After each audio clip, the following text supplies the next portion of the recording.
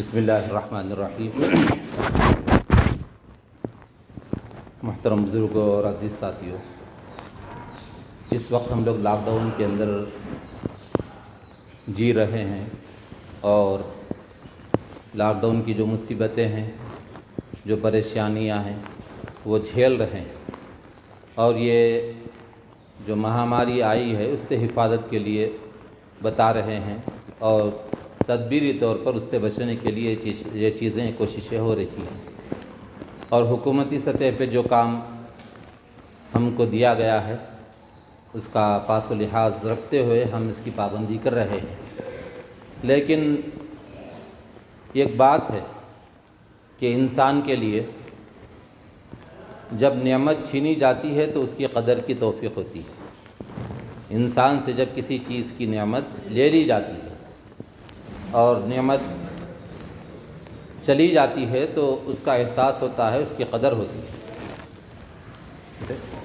دفتر میں جا کے کرسیاں ہیں، دو پیسے لے کے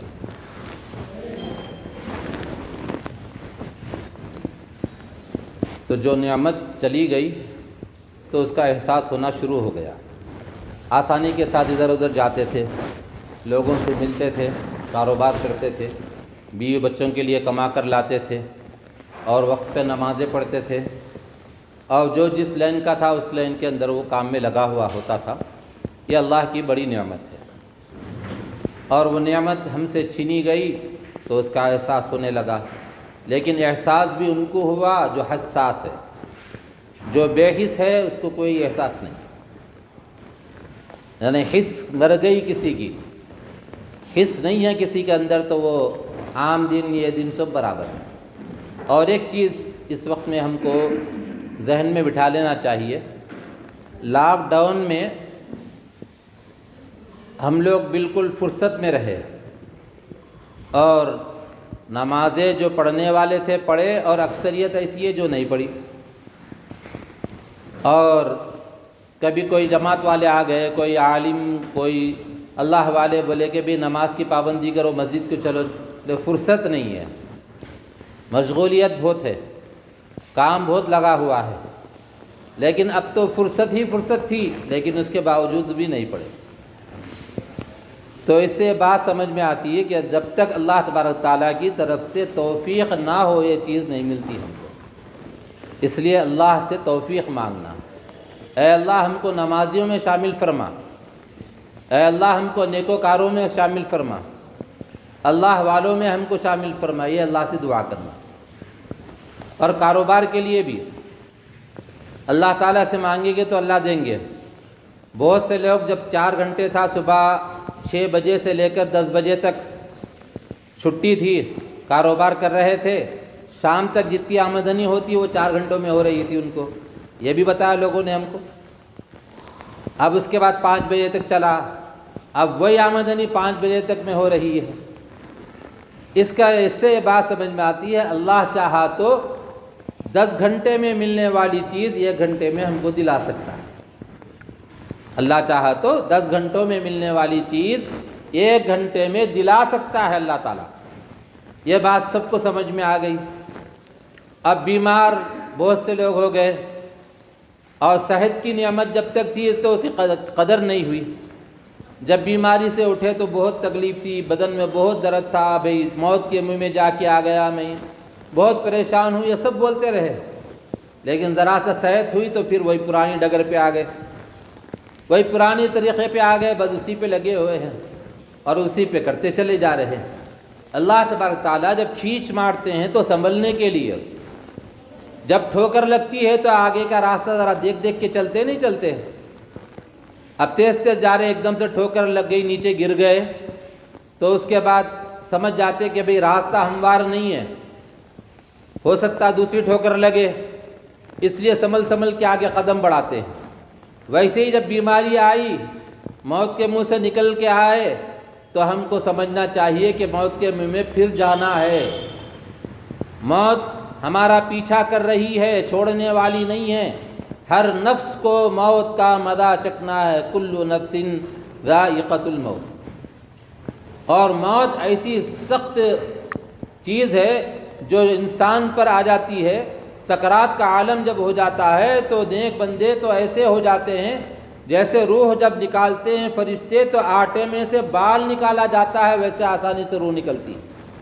اور جو گنہگار ہوتے ہیں، بدکار ہوتے ہیں، جن کے گناہ زیادہ ہیں، تو کتابوں میں لکھا ہوا ہے کہ اللہ تبارک تعالیٰ فرشتوں کو حکم دیتے ہیں کہ ہڈی کے ہر جوڑ پر، انسان کے ہر جوڑ پر اس کی روح کو لا کے روک دے اور تکلیف اس کو دیتے ہوئے اس کو نکال، تکلیف اس کو برابر ہوتے رہے گی، ہر جوڑ پر اس کو روکا جائے گا، تکلیف دی جائے گی۔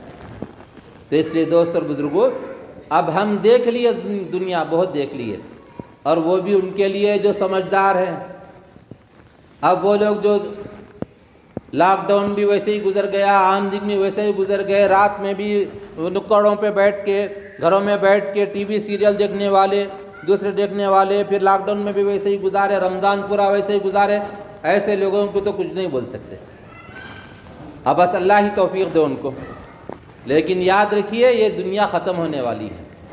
بڑے بڑے بادشاہ چلے گئے، بڑے بڑے منسٹر چلے گئے لاک ڈاؤن میں، بہانہ کیا بنا؟ کرونا، وبا، بہانہ بنی، چلے گئے۔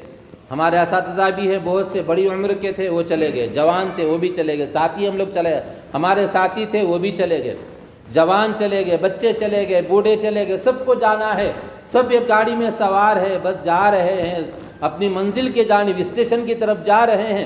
ہر ایک کا اسٹیشن آنے والا ہے، کسی کا لمبا راستہ ہے، کسی کا وقت زیادہ ہے، کسی کا کم ہے، کوئی اسٹیشن پہ جائے گا شارٹ کٹ طریقے سے، کوئی جائے گا لانگ کٹ کے طریقے سے، بہت لمبا راستہ طے کر کے وہاں تک پہنچے گا، اور کوئی ایسا ہوگا جو بالکل شارٹ میں جائے گا، وہاں سے نکل جائے گا۔ اس لیے ہمارا راستہ شارٹ ہے یا لانگ ہے نہیں بتا سکتے، تھوڑی دیر میں ہم جانے والے ہیں، لمبے سمے میں جانے والے ہیں، نہیں بتا سکتے۔ اس لیے ہم کو اس کے وقت کے آنے سے پہلے اس کی تیاری کرنا ہے۔ اب جو دنیا ہماری جیسے بھی گزر گئی، اس کے بارے میں توبہ استغفار کر لیں، لیکن آئندہ کے لیے جو ہماری زندگی بچی ہوئی ہے اس کو اچھی گزارنے کی کوشش کرنا۔ یہ پیسہ ہاتھ کا میل ہے، وہ جائے گا پھر آئے گا۔ وہی پیسہ بادشاہ کے ہاتھ میں بھی ہوتا ہے، وہی روپیہ فقیر کے ہاتھ میں بھی ہوتا ہے، وہی روپیہ نشہ کرنے کے والے کے ہاتھ میں بھی ہوتا ہے، وہی روپیہ اللہ والے کے ہاتھ میں بھی ہوتا ہے۔ پیسہ سب کے پاس ہے، آئے گا، ہاتھ کا میل ہے، جائے گا، لیکن صحت جو ہے وہ ڈھلنے کے بعد دوبارہ آنے والی نہیں۔ جوانی آتی کسی کو بولیا، کتنا بھی خضاب لگا لو، جوان نہیں ہوتا ان۔ کالا خضاب لگا لیا، کالا دکھ رہا، بال پورے کالے دکھ رہے، جوان نظر آ رہا، لیکن جوان ہوتا نہیں۔ ایک صاحب خضاب لگاتے رہے زندگی میں، ایک صاحب دو دوست سے ملاقات کرنے کے لیے گئے تو بال ان کے سفید سفید نظر آئے، تو انہوں نے بولے حضرت آپ تو ینگ تھے؟ بولے کہ بھائی ینگ نہیں تھا میں، البتہ شادی جب کیا تو میں خضاب لگانا شروع کیا، اور خضاب لگاتا رہا، تقریباً 10-15 سال خضاب لگایا میں، کسی کو ظاہر ہونے نہیں دیا، اور حتیٰ کہ میری بیوی کو بھی نہیں معلوم تھا کہ میں خضاب لگاتا ہوں، لیکن اب پتہ چل گیا میری بیوی کو کہ میں خضاب لگاتا ہوں، تو وہ سمجھ گئی کہ میں بوڑھا ہوں، اس لیے اب لگانا چھوڑ دیا۔ تو ایک نہ ایک دن پتہ چل جاتا کون کتنے پانی میں ہے، کون کتنی عمر کا ہے، کتنا بوڑھا ہے۔ کسی کی 30 سال عمر ہو گئی تو آدھا بوڑھا ہو گیا، 60 سال عمر ہے نا ایک اندازہ، 60 اور 70 کے بیچ میں اللہ کے رسول صلی اللہ علیہ وسلم نے فرمایا کہ میری امت کی عمریں 60 اور 70 کے بیچ میں ہیں۔ اس حساب سے دوست اور بزرگوں ہم کب جانے والے ہیں نہیں بتا سکتے، اس کی تیاری کرنا۔ اب دیکھیے اتنے لوگ بیٹھے ہوئے ہیں یہاں پہ، ہم لوگ گزشتہ رمضان بھی لاک ڈاؤن میں گزارے، یہ رمضان بھی لاک ڈاؤن میں گزارے، لیکن کتنے قرآن پڑھے گھر میں؟ خالی تھے، بس فونا کر لے رہے ایک دوسرے کو، فون پہ بات ہو رہی، کچھ بھی نہیں تو سیریلاں دیکھ رہے، آج کل جیب میں جو سب مووی آ گیا اٹھا کے دیکھ رہے سب، اور وائی فائی فری ہو گیا، کم دام میں مل رہا اس کو دیکھ رہے، یہ سب چیزیں کر رہے۔ لیکن اصل جو کام ہے، جس مقصد کے لیے اللہ نے دنیا میں بھیجا، وہ مقصد میں پیچھے رہے۔ کیا مقصد ہے؟ اللہ نے قرآن کریم میں بیان فرمایا وَمَا خَلَقْتُ الْجِنَّ وَالْإِنسَ إِلَّا لِيَعْبُدُونَ، ہم نے جنات اور انسان کو اپنی عبادت کے لیے پیدا کیا۔ اللہ فرما رہے ہیں اللہ کی عبادت کے لیے ہم پیدا کیے گئے، وہ چھوڑ کے باقی سب کرتے گئے ہم لوگ۔ لیکن اس سے توبہ کر کے ذرا پلٹنا، پیچھے پلٹ کے سوچنا کہ بھئی ہماری زندگی کیسے گزری، اگر ہماری موت آج آ گئی تو کیسے اللہ کے دربار میں حاضر ہوں گے، کیا منہ دکھائیں گے اللہ کو۔ اگر قبر میں ہم کو ڈال دیں گے، قبر میں بھی ڈالنے کے معاملے میں دیکھیے کتنا اچھوت سمجھ کے اس کو جب تک سینے سے لگا کے رکھتے تھے، چھوٹا بچہ رہا تو گود میں لے کے اس کو پھرتے تھے، بڑے رہتے تو ایک دوسرے سے سینے یعنی گلے ملتے تھے، محبت پیار کی باتیں کرتے تھے، میاں بیوی ہے تو میاں بیوی کے طریقے سے رہتے تھے۔ لیکن یہ بیماری ایسی آ گئی کہ اچھوت سمجھ کے بھائی گھر میں مت لاؤ، گھر میں مت لاؤ، وہاں سے وہیں لے کے جاؤ، وہاں سے وہیں لے کے جاؤ، قبرستان میں لے کے جاؤ، ایسا لے آ کے دفنایا گیا۔ اور قبر کے گڑھے میں جب چلے گئے، جانے کے بعد حدیث پاک کے اندر آتا ہے اللہ تبارک تعالیٰ سرکار دو جہاں سرور و کون و مکہ تاجدار انبیاء محمد رسول اللہ صلی اللہ علیہ وسلم کو دکھاتے ہیں اور دکھا کر پوچھتے ہیں کون ہے بتاؤ۔ اگر وہ سامنے آ گئے اور آمنا سامنا ہو گیا، ان کو دیکھ لیا، انہوں سرکار ہم کو دیکھ لیے، کیسی شرمندگی ہوگی۔ ہم زندگی بھر دعویٰ کرے کہ ان کے امتی ہیں، اللہ کے رسول کے امتی ہے، یہ پیغمبر کے ہم امتی ہیں، لیکن صرف دعویٰ کرتے رہے، عمل کچھ بھی نہیں کرے گا تو کیسی شرمندگی ہوگی۔ دوستو سوچئے، تھوڑی دیر کے لیے سوچئے، ہم دعوے کر رہے ہیں لیکن عمل کچھ بھی نہیں ہے، تو اس لیے تھوڑا ہمت کر کے عمل کی کوشش کرنا، ہمت کر کے عمل کی کوشش کرنا، عمل کرنے سے ہی ہوتا ہے، ہم کریں گے تو ہی وہ کام بنے گا۔ اگر آپ یہاں سے گھر کو جانا ہے، آپ یہ مسجد میں بیٹھے ہوئے ہیں، اب گھر کو جانے کے لیے آپ کو چل کے تو جانا پڑے گا نا، نیچے سے اٹھنا پڑے گا آپ کو، پھر آگے جانا، آگے گیٹ بند ہے کھلا ہے دیکھنا پڑے گا، پھر آگے جانا، یعنی کرنے سے ہی آپ گھر پہنچ سکتے ہیں۔ ویسے ہی اگر آپ نیک اعمال کریں گے تو جنت حاصل کر سکتے ہیں، اللہ کے رسول کو خوش کر سکتے ہیں، اللہ تبارک تعالیٰ کو راضی کر سکتے ہیں۔ اس لیے اب یہ لاک ڈاؤن کا مسئلہ چل رہا ہے، ابھی اللہ کرے کہ ختم ہو جائے وہ، لیکن ہم آج ارادہ کریں کہ بقیہ جو زندگی ہے ہم دین کے تقاضوں پر گزارنے کی کوشش کریں گے نا بھائی؟ ذرا زور سے بولیے انشاءاللہ۔ اللہ تعالیٰ ہمارے ان نیتوں کو قبول فرمائے، ہم کو اللہ تعالیٰ تا حیات آخری سانس تک دینی اور اسلامی راستے پر ہمیں چلنے کی توفیق عطا فرمائے۔ وآخر دعوانا الحمدللہ رب العالمین۔